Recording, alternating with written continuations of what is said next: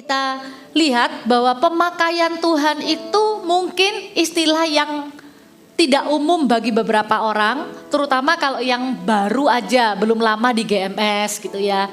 Kok kita tuh sering banget di gereja ini dengar kata pemakaian Tuhan gitu ya. Pemakaian Tuhan itu apa sih? Pemakaian Tuhan itu artinya ketika kita itu memberi diri untuk melakukan kehendaknya Tuhan. Dan kita bisa mengukur gimana caranya melakukan kehendak Tuhan. Saya kan sudah berbuat baik, saya kan tidak menipu teman dan lain-lain. Kalau di GMS pemakaian Tuhan itu bukan hanya yang terjadi di kehidupan sehari-hari, tapi pemakaian Tuhan itu juga disiapkan.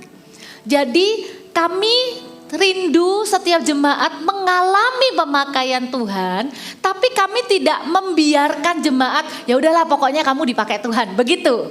Tapi gereja rindu memperlengkapi, mempersiapkan, memberitahukan hatinya, begitu ya. Sehingga ada yang namanya servolution. Servolution itu untuk jemaat itu mengalami pertumbuhan.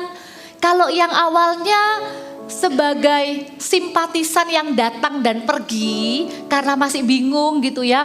Aduh, saya ini sedang cari rumah Tuhan yang tepat untuk saya dan keluarga saya.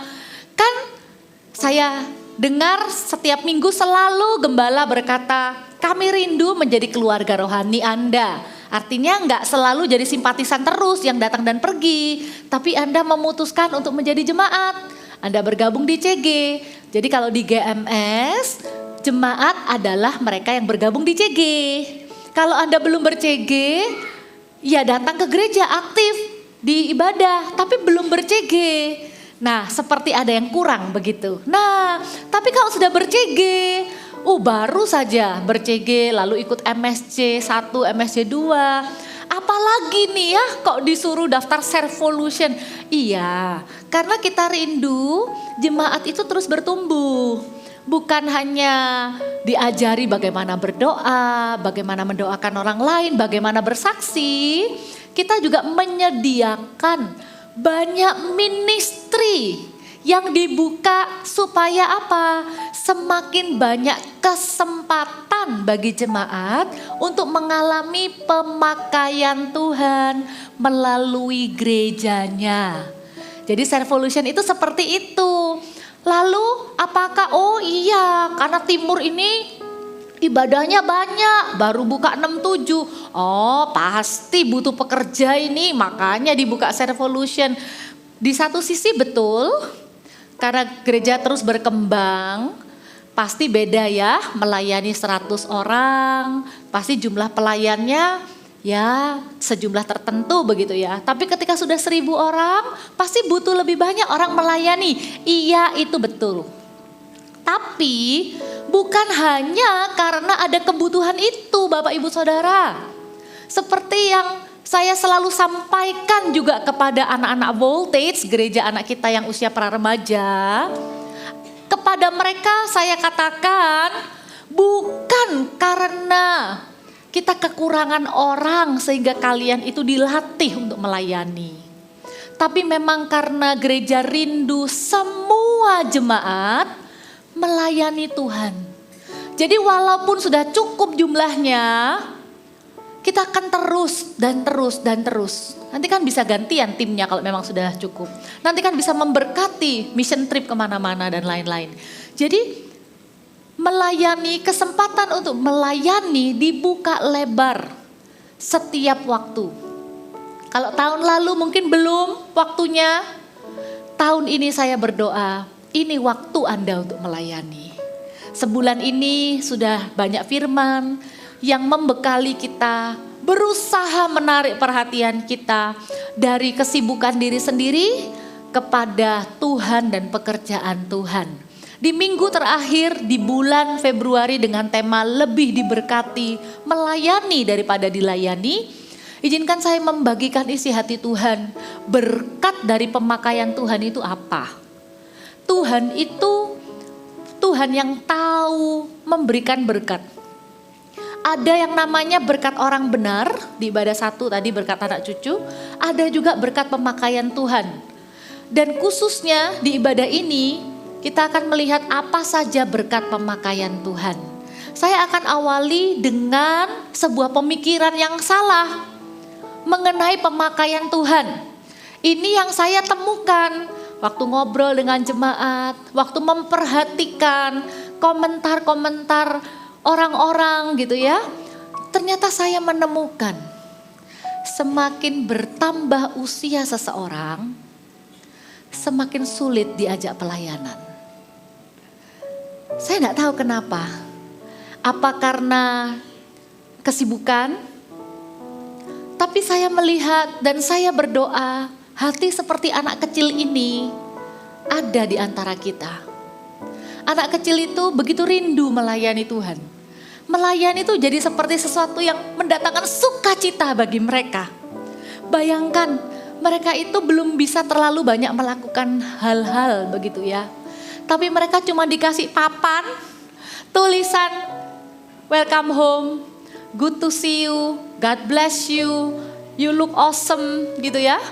Dipegangin papan, lalu berdiri dan menyambut jemaat yang datang. Pasti Anda tahu yang saya maksud. Siapa tadi yang mendengar waktu naik? Ada suara rame anak-anak. Shalom, welcome home gitu ya. Itu aja mereka sudah senang sekali.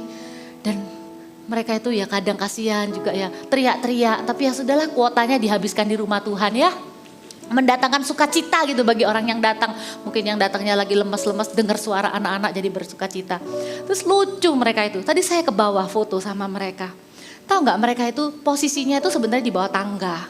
Nyambut kan yang turun yang naik. Dia bisa jelaskan loh kamu kok berdiri di sini? Iya, nyambut yang ini sama nyambut yang itu. Dia tunjuk eskalator yang turun sama yang naik. Oh, jadi sebenarnya posisinya tuh di situ. Tambah lama tambah mundur. Terakhir ketemu saya, nempel sudah sama dinding. Capek. Tapi begitu ada anak lewat gitu, shalom, tetap. Ya saya pikir ya baguslah, masih gak apa-apa lah di timur. Kalau di barat sudah tinggal melantai sama anak-anak. Lalu dia gini, shalom. Sambil duduk di lantai gitu ya. Tapi rindunya itu loh. Lihat anak-anak antusias gitu loh.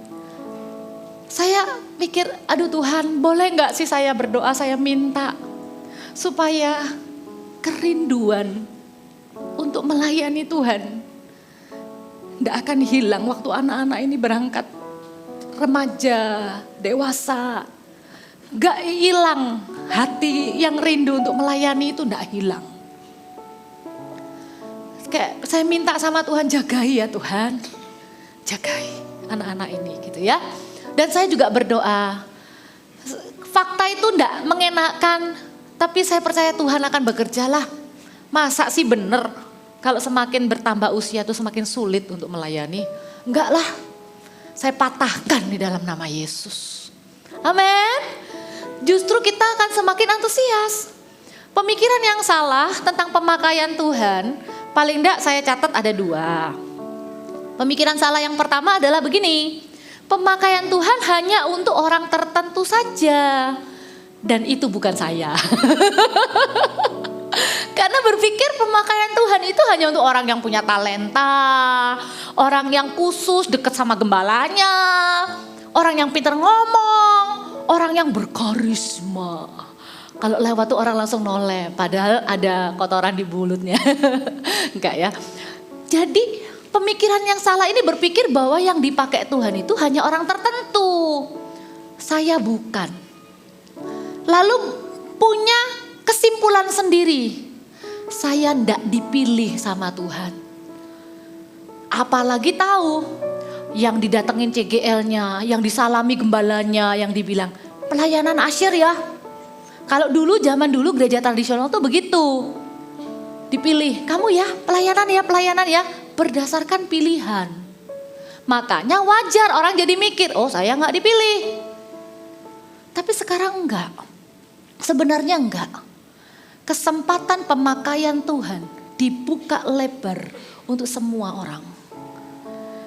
Tapi kan ada ministry tertentu yang butuh audisi. Iya, itu demi kesejahteraan kita bersama. yang suaranya kurang ya kita nggak kasih mic daripada kita nggak fokus. Tapi kalau memang nggak bisa yang itu, kan banyak yang lain yang nggak membutuhkan kualitas suara. Saya sedang berpikir ya, apa ada ya orang itu yang sama sekali nggak bisa melayani? Saya kok yakin nggak ada. Saya kemarin ada di grup dengan para ketua departemen, lalu ada pertanyaan. Teman-teman, kalau ada teman bisu tuli ingin melayani, apakah ada pelayanan untuk mereka? Saya langsung mikir, aduh, kalau kakak Eagle Kids gimana ya? Oh ya, di ibadah special need katanya bisa. Ternyata listnya itu enggak sedikit. Oh ini bisa, ini bisa, ini bisa, ini bisa, ini bisa. Semua langsung welcome dan berebut. Bahkan di ibadah special needs yang baru kita buka, enggak sampai 1 bulan. Kalau yang Anda lihat di ibadah itu, pelayannya yang main keyboard namanya Yohanes. Saya sampai bilang, saya lebih berkebutuhan khusus daripada dia dalam soal piano. Karena dia pinter sekali main. Ya tapi memang kadang susah fokus pindah, moodnya pindah. Tapi dia bisa ngiringi dengan baik. Bisa main gitar. Oh itu khusus Kak, memang ada yang tertentu. Ada satu anak Down syndrome. Dia selalu jadi singer di ibadah special need. Kata-katanya tuh enggak jelas. Tapi nadanya bisa. Satu halalala. Gak jelas kata-katanya. Tapi berapa banyak orang yang dijamah Tuhan. Ketika melihat dia melayani Tuhan. Saya pikir, saya berani berkata kepada Anda. Tuhan tidak pernah menolak orang yang rindu dipakainya. Pertanyaannya, jangan-jangan kita yang tidak mau. Pemikiran salah yang kedua adalah begini. Pemakaian Tuhan itu berat dan membutuhkan pengorbanan lebih. Saya tidak mampu. Pemikiran salah yang kedua. Kenapa?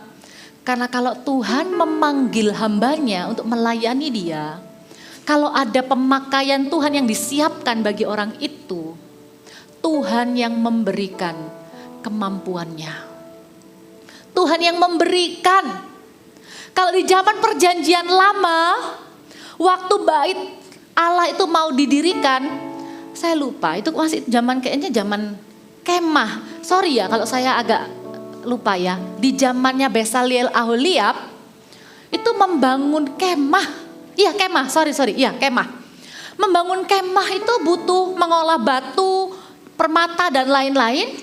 Firman Tuhan katakan apa? Kalau Tuhan itu punya rencana, kalau misalnya nggak ada orangnya pun, firman Tuhan katakan begini, maka ia menaruh keahlian di hatinya Bezaleel dan Aholiab untuk mengerjakan batu, mengerjakan perak dan lain-lain. Saya suka kata-kata itu. Tuhan letakkan keahlian itu bukan di otaknya. Saya mikir iya ya. Berarti sumber keahlian itu bukan di otak. Walaupun mungkin secara manusia, secara medis, kepandaian, keahlian itu sumbernya dari otak. Tapi Tuhan tidak pernah salah ketika Tuhan berkata, ia meletakkan keahlian di hati orang itu. Artinya apa? Kalaupun kita tidak mampu, asal kita rindu, Tuhan yang akan kasih kemampuan. Di perjanjian baru 1 Petrus 4, 10 ayat 11 kita baca sama-sama. Baca yuk dengan suara yang keras ya. Ini jam-jam yang berbahaya. Ini jamnya orang butuh kopi biasanya ya. Tapi karena gak bisa ngopi, ayo baca firman dengan suara yang keras. 1 Petrus 4 ayat 10 sampai 11. 1, 2, 3. Layanilah seorang akan yang lain. Sesuai dengan karunia yang telah diperoleh tiap-tiap orang sebagai pengurus yang baik dari kasih karunia Allah.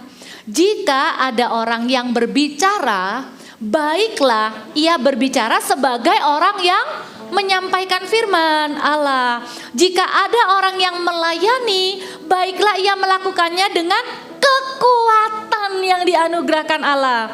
Supaya Allah dimuliakan dalam segala sesuatu karena Yesus Kristus. Ialah yang empunya kemuliaan dan kuasa sampai selama-lamanya. Melayani adalah perintah Tuhan. Tidak dikatakan kalau kamu sempat melayani ya. Firman Tuhan tegas bilang, layanilah seorang akan yang lain. Kalau Anda datang di ibadah, menerima pelayanan, puji Tuhan, dilayani. Kita tuh saling melayani. Saya yang melayani Anda, saya pun tuh dilayani sama tim. Jadi jangan mau hanya menerima pelayanan, tapi layanilah seorang akan yang lain. Coba berubah. Saya ke gereja bukan hanya untuk dilayani, tapi saya ke gereja karena saya juga mau melayani. Itu artinya layanilah seorang akan yang lain. Ada kesempatan untuk melayani Tuhan di rumah Tuhan. Perhatikan, sesuai karunia yang telah diperoleh tiap-tiap orang. Katakan telah diperoleh. Artinya bukan akan diperoleh, itu sudah ada. Bapak Ibu, waktu Anda percaya kepada Yesus, Yesus itu mengaruniakan pemberian-pemberian rohani. Tinggal diaktifkan. Dan percayalah, karunia itu tidak akan muncul sampai Anda menggunakannya. Anda akan kaget ketika Anda tahu ternyata saya ini punya karunia. Saya ini bisa menasehati orang lain. Saya ini bisa menyambut orang. Saya ini bisa menolong orang. Saya ini ternyata bagus dalam mengatur rundown. Menolong orang sesuai supaya acaranya berjalan dengan baik. Saya bisa belajar dengan mudah musik ternyata.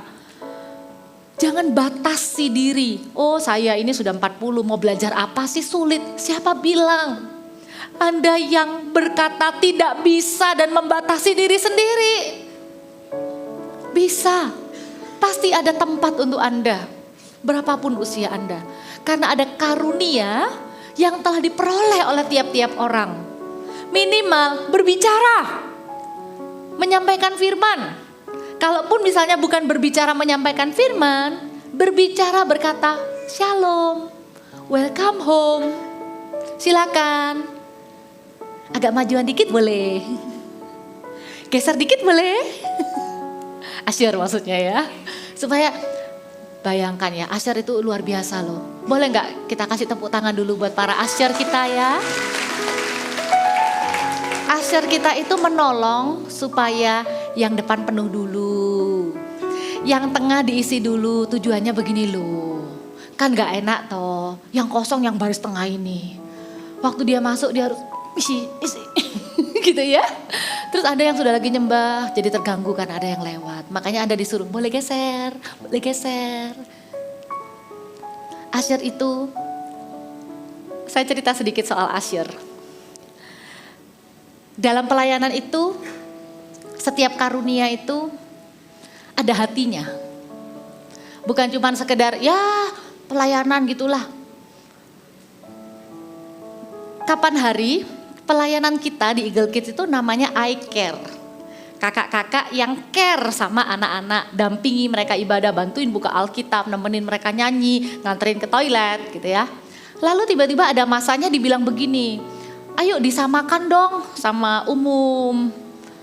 Karena umum itu pakai nama asyar. Lalu saya tuh agak gelisah, saya bilang sama tim, itu bukan cuma sekedar nama loh. Nanti kehilangan care-nya. Nanti kelihatan asyar itu cuma nyambut, cuman ya mengasyari gitu loh. Saya bilang begitu. Tapi saya punya tim luar biasa. Tiba-tiba leader-leader itu ada yang kontak saya beberapa hari kemudian bilang begini, "Kak, enggak apa-apa, kita pakai nama asyar. Dan kita enggak akan kehilangan hatinya, Kak. Karena ada singkatan asyar, mereka buat sendiri singkatannya asyar. Ini bukan official dari GMS lalu ketua asyar, saya kok gak pernah tahu yang itu ya. Bukan, ini internal dari kita. Dia bilang begini, asyar itu Kak, you serve with heart and care. Oh, saya langsung setuju. Saya langsung bilang, oke, kita pakai nama Asher. Itu loh, dari setiap pelayanan itu bukan job desk, rutinitas. Multimedia misalnya. Tahukah Anda bahwa multimedia itu bukan cuma sekedar teknis? Mereka punya tagline kerinduan, capturing and spreading God's presence. Menangkap dan membagikan hadirat Tuhan. PAW, honoring God, inspiring people. We are GMS Live, gitu ya. Ada gitunya. Pustaka Raja Wali, pelayanan sapu tangan Paulus. Saya kok tiba-tiba hilang semua yang lain-lain ya, maaf saya tidak hafal. Tapi intinya, ketika Anda masuk ke sebuah pelayanan, Anda akan menemukan hatinya pelayanan itu. Dan karunia Anda akan flourish di sana. Karunia Anda itu akan bertumbuh dengan subur di sana. Coba kalau tidak percaya, interview orang-orang yang di sini. Memangnya waktu pertama kali gabung pelayanan itu langsung hebat? Memangnya waktu pertama kali pelayanan itu langsung bagus?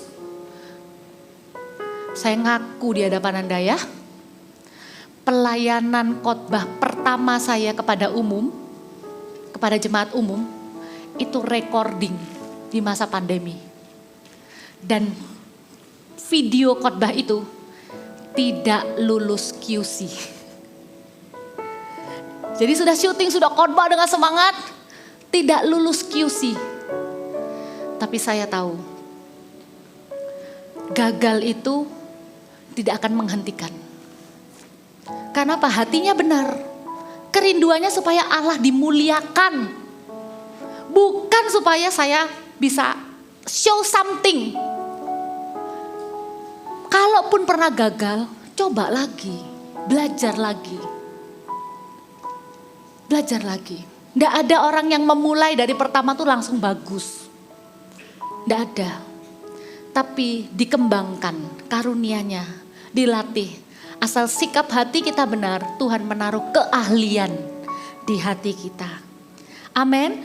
Dan perhatikan, bukan hanya menyampaikan firman, melayani pun dilakukan dengan kekuatan dari Allah. Kalau yang ini ya saya katakan iya dan amin untuk pelayanan anak. Anda tahu, kalau sudah selesai melayani anak-anak itu, capeknya minta ampun. Karena mereka gak bisa diam. Itu pelayanan yang benar-benar, apalagi kalau sama yang All Stars ya. By the way itu salah satu tempat favorit saya. Bukan berarti saya gak suka yang super voltage ya. Tapi All Star itu adalah anak-anak yang baru pertama kali gitu loh. Belajar ibadah, belajar duduk, belajar ini gitu ya. Saya bayangkan, bayangkan. Saya kenal satu kakak sudah punya banyak anak. Lalu dia sendiri juga bekerja. Dari mana kekuatannya untuk kalau yang pelayanan anak itu double. Karena kan dia juga harus ibadah dong. Jadi kakak-kakak itu selain pelayanan Eagle Kids di gereja anak, nunggu sebentar lalu ibadah. Dari mana kekuatannya? Dari Tuhan. Walaupun mungkin fisik agak lelah gitu, tapi karena hati ini bersuka cita, sukacita itulah kekuatan. Saya tahu bukan cuma pelayanan anak yang membutuhkan energi ya, PAW juga. Kalau nggak salah yang tim yang ini tuh 3 kali, bener nggak? Iya, luar biasa loh. Belum latihannya, belum cari kostumnya dan lain-lain. Melayani dengan kekuatan yang daripada Allah. Jadi kalau Anda merasa, aduh aku kerja tuh sudah capek. Anda merasa melayani itu tambah bikin capek, balik ke firman. Anda tidak melayani dengan kekuatan sendiri. Firman Tuhan katakan, melayani dengan kekuatan yang dianugerahkan Allah. Amin. Supaya Allah dimuliakan. Dan apa saja berkat dari pemakaian Tuhan itu dalam kehidupan kita? Paling tidak saya punya 3 poin ya. Yang pertama, pemakaian Tuhan menjaga hidup kita. Saya kalau mau flashback begitu ya, kakak-kakak, teman-teman pelayan-pelayan yang sudah melayani, Anda pasti setuju dengan saya. Kalau kita tidak melayani Tuhan, hidup kita tidak seperti yang sekarang ini. Tapi justru karena kita sudah melayani sejak masa muda, kita bisa tahu bahwa pelayanan itu menjaga hidup kita. Pemakaian Tuhan itu menjaga hidup kita ndak aneh-aneh. Ndak keluar dari rencana Tuhan apapun yang terjadi. Lihat ya di 2 Petrus 1 ayat 3-9. Karena kuasa ilahinya telah menganugerahkan kepada kita segala sesuatu yang berguna untuk hidup saleh. Oleh pengenalan kita akan Dia yang telah memanggil kita oleh kuasanya yang mulia dan ajaib. Ayat yang keempat, dengan jalan itu Ia telah menganugerahkan kepada kita janji-janji yang berharga dan sangat besar. Perhatikan, supaya olehnya kamu boleh mengambil bagian dalam kodrat ilahi dan luput dari hawa nafsu duniawi yang membinasakan dunia. Kita bukan hanya dibenarkan, tapi kita dikaruniai semua yang baik, yang berguna untuk kita. Dan kita mengambil bagian dalam kodrat ilahi. Salah satu bagian kita dalam kodrat ilahi adalah namanya pemakaian Tuhan selain keselamatan kita. Dan itu yang membuat kita luput dari hawa nafsu duniawi yang membinasakan dunia. Ayat yang kelima dikatakan, justru karena itu kamu harus dengan sungguh-sungguh untuk menambahkan kepada imanmu. Perhatikan ini tambah-tambahannya ya. Mulai dari iman. Tambahkan kepada imanmu kebajikan. Kepada kebajikan pengetahuan. Kepada pengetahuan penguasaan diri. Kepada penguasaan diri ketekunan. Dan kepada ketekunan kesalehan.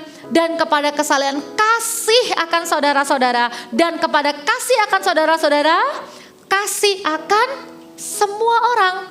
Sebab apabila semuanya itu ada padamu dengan berlimpah-limpah, kamu akan dibuatnya menjadi giat dan berhasil dalam pengenalanmu akan Yesus Kristus Tuhan kita.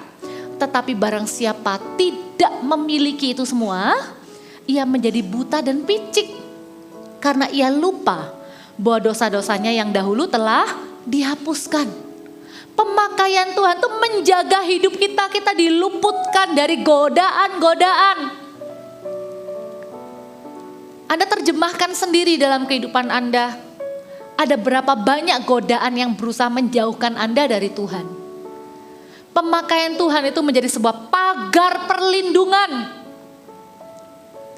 Mau aneh-aneh sedikit ingat, saya ini sudah melayani Tuhan, ada pemakaian Tuhan.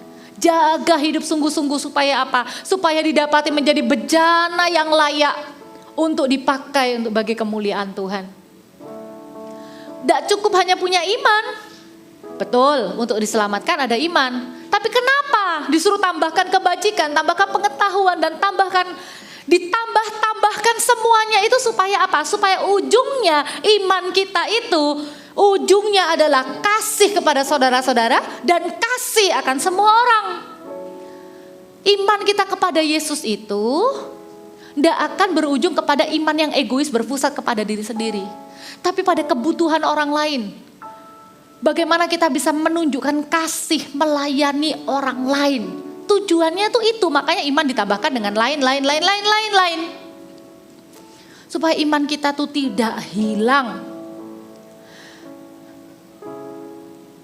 Bagi anak-anak dan anak-anak remaja, di dalam hati ini tuh ada dorongan yang begitu mendesak.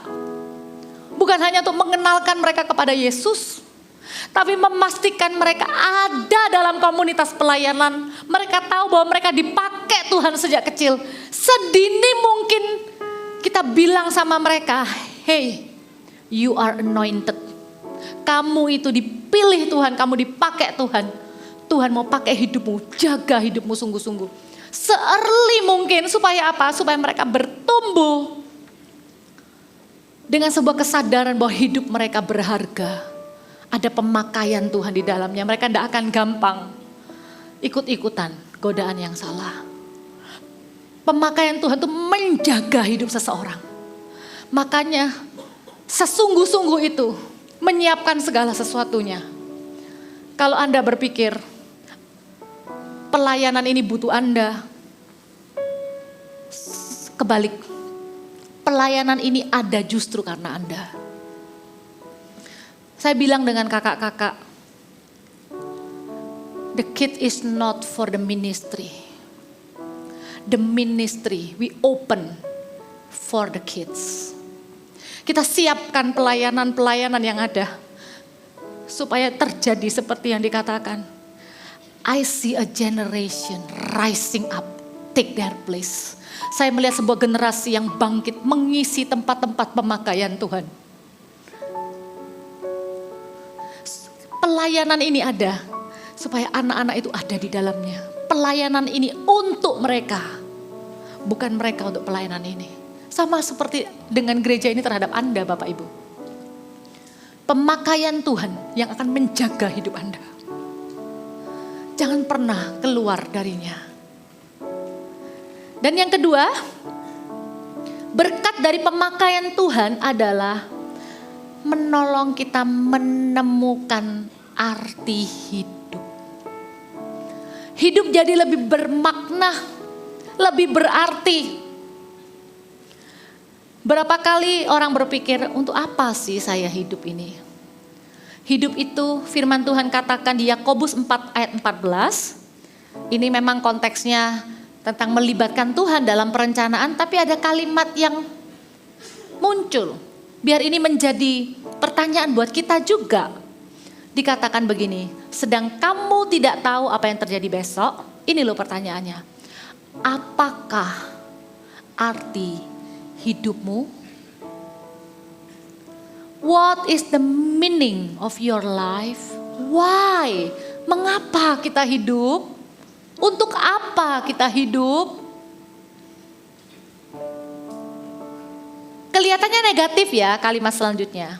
Hidupmu itu sama seperti uap yang sebentar saja kelihatan lalu lenyap. Itu fakta. Hidup manusia itu seperti uap yang kelihatan sebentar lalu lenyap. Saya tidak bermaksud merendahkan atau menyinggung perasaan Anda yang mungkin baru kehilangan orang-orang yang dicintai. Saya pun pernah mengalaminya waktu ayah saya meninggal. Rasanya tidak ada duka cita yang lebih dari itu. Tapi kesedihan dan ingatan kepada orang yang sudah mendahului kita meninggal itu. Satu yang bikin sedih. Selain kita memang sudah move on dengan kehidupan kita, ingatan kita kepada orang itu pelan-pelan juga sudah memudar. Kenapa? Karena diganti dengan ingatan baru bersama dengan orang-orang yang masih ada dengan kita. Artinya apa? Hidup itu betul seperti uap. Kelihatan sebentar, lalu lenyap. Tapi kalau saya adalah uap itu, selama uap itu kelihatan, saya mau jadi uap yang berdampak. Sebelum hilang lenyap di udara, uap itu bisa dipakai di setrikaan untuk merapikan baju yang lungsat. Walaupun cuma sebentar, saya rindu punya hidup yang ada artinya di hadapan Tuhan. Bermakna sehingga pada saat mau selesai begitu ya, hidup ini mau selesai. Kita tidak berharap untuk kembali ke masa itu waktu kita masih punya kekuatan. Andai kata waktu itu saya mau dipakai Tuhan. Makanya lagu itu bilang apa? Oh Tuhan, pakailah hidupku. Apa ganti ini aja nanti ya? Selagi aku masih kuat, bila saatnya nanti ku tak berdaya lagi, hidup ini sudah jadi berkah. Walaupun seperti uap yang kelihatan sebentar lalu lenyap, pastikan hidup itu ada artinya. Apa yang bisa membuat hidup kita berarti? Waktu kita tidak hidup untuk diri sendiri, tapi memberikan hidup ini untuk dipakai oleh Sang Pencipta. Saya punya sebuah ayat yang indah. Yesaya 10 ayat 12 sampai 15. Ayat ini memberikan sebuah gambaran bahwa pemakaian Tuhan itu selama-lamanya adalah anugerah buat kita. Makanya kita gak boleh jual mahal sama Tuhan. Ayat 12 sampai 13 dan 14, kalau Anda baca, itu dikatakan setelah pekerjaan Tuhan selesai, Tuhan akan menghukum ketinggian hati Raja Asyur dan sikapnya yang angkuh dan sombong. Sebab ia telah berkata, dengan kekuatan tanganku aku telah melakukannya, gitu ya. Menyombongkan dirilah ceritanya. 14 juga sama, menyombongkan diri. Perhatikan ayat 15. Ada sebuah pertanyaan. Adakah kapak memegahkan diri terhadap orang yang memakainya? Atau gergaji membesarkan diri terhadap orang yang mempergunakannya? Seolah-olah gada menggerakkan orang yang mengangkatnya, dan seolah-olah tongkat mengangkat orangnya yang bukan kayu. Ayat ini indah, kenapa? Karena ayat ini menunjukkan bahwa kapak itu tidak akan berguna kalau tidak ada orang yang memakainya. Buat apa jadi kapak yang begitu cakep, bagus, tajam, tapi ditaruh di gudang tidak dipakai? Maka lama-kelamaan kapak itu akan berkarat, tidak ada bedanya dengan rongsokan besi. Buat apa gergaji begitu tajam, tapi jika tidak ada orang yang menggunakannya? Hidup kita ini akan ada artinya kalau kita mengizinkan Tuhan memakai hidup kita. Di tangan orang yang menggunakannya, kapak itu akan diasah semakin tajam dan berguna. Dan disitulah kita tahu bahwa kita akan menemukan arti hidup kita ketika kita mengizinkan Tuhan memakai hidup kita. Saya tahu ada yang namanya transisi dari anak muda yang idealis pada sebuah kenyataan. Saya tumbuh juga dengan sama ya, rindu. Lagu-lagu anak muda itu apa sih? Bersamamu kami ubahkan dunia, gitu ya. Atau shake our world, gitu ya. Kadang-kala anak muda tuh kata-katanya begitu besar. Kita yang orang tua cuman, gak tahu lu ya dunia tuh sulit. Wah, anak muda semangat, building churches in our youth. Kita yang sudah lama di gereja, gak tahu ya susah bangun gereja. Jangan padamkan semangat anak muda, gak apa-apa, biarin. Tapi nanti mereka akan semakin dewasa. Saya juga sama. Wah, berapi-api gitu ya. Mau mengubah dunia. Terus bingung mulai dari mana. Hidup ya kok biasa-biasa. Ya tetap tuh cuma jadi volunteer kakak itu. Bukan yang tiba-tiba, oh kadang kita terima janji ya. Kamu akan sampai ke bangsa-bangsa. Kita bingung dari mana mulainya. Saya punya satu prinsip ini. Saya memang gak bisa mengubah dunia. Tapi saya bisa mengubah dunianya satu anak. Setiap kali melihat satu anak demi satu anak. Setiap kali ketemu satu anak, ya kecuali kok memang lagi sibuk gitu ya. Tapi kalau kesadaran saya ada di sana, saya akan perlakukan anak itu seperti saya tidak akan pernah ketemu dia lagi. Saya akan yakinkan anak ini bahwa kamu dicintai, kamu berharga. Kamu akan dipakai sama Tuhan. Kalimat yang paling saya sering ucapkan kepada setiap anak, baik itu yang berdoa, baik itu yang maju altar, baik yang curhat soal temennya dan lain-lain. Satu kalimat pamungkas yang saya bilang sama anak ini adalah, gak apa-apa, kamu mau dipakai Tuhan. Tuhan mau pakai kamu ya. Be strong. Karena apa? Karena saya tahu itu yang akan menjaga kehidupannya, itu yang akan mengubah kehidupan anak itu. Tuhan itu percayanya sama kita kayak gitu. Tuhan mau pakai hidup kita. Tuhan mau kita menemukan arti hidup kita di dalam Dia. Now allow me to ask you a question. Izinkan saya bertanya kepada Anda, Bapak, Ibu, Saudara, apa arti hidup Anda?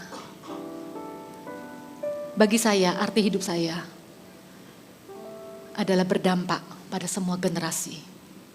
Anak kecil, anak muda, orang dewasa, lanjut usia.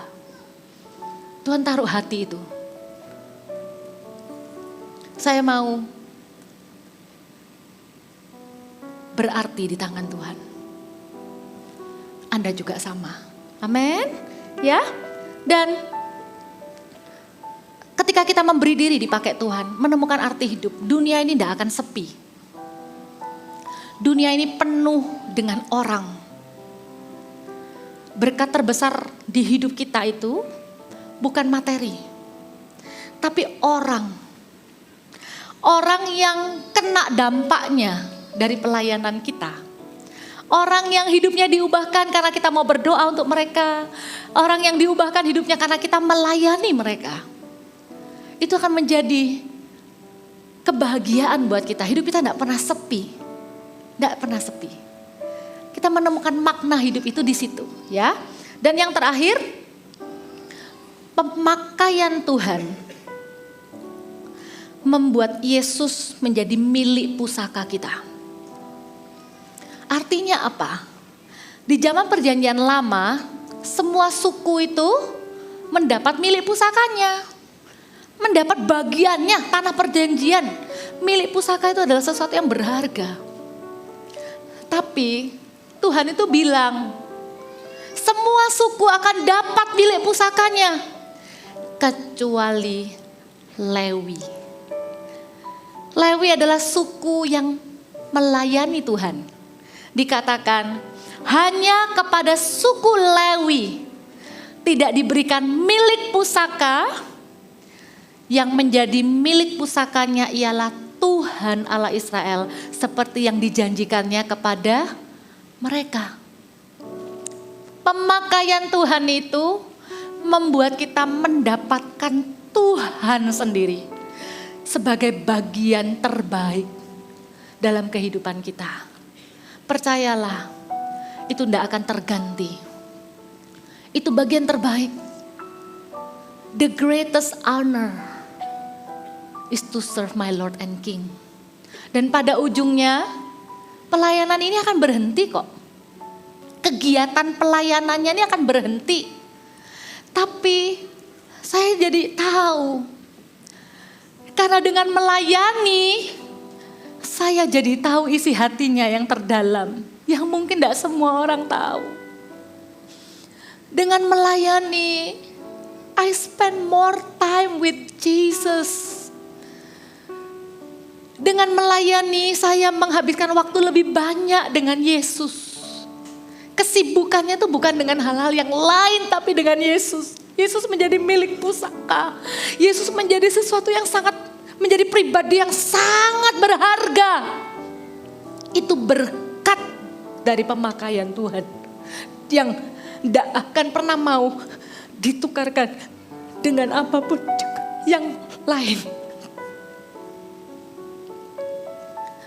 Anda yang melayani Tuhan, Anda tahu hati ini.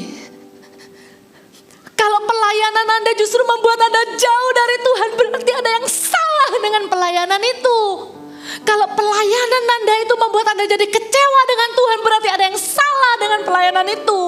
Karena pemakaian Tuhan itu membuat kita punya milik pusaka yang namanya Yesus sendiri. Makanya salah satu doa yang tidak akan pernah berhenti akan saya naikkan dan saya ajak Anda juga naikkan adalah use me Lord. Pakai aku Tuhan. Pakai aku di masa mudaku. Pakai aku sekarang ketika aku sudah punya anak. Pakai aku ketika aku gak punya titel pendeta. Pakai aku Tuhan ketika aku punya titel pendeta. Pakai aku Tuhan nanti di masa tuaku. Pakai aku Tuhan selama-lamanya. Pemakaian Tuhan akan membuat Yesus jadi milik pusaka dalam kehidupanku.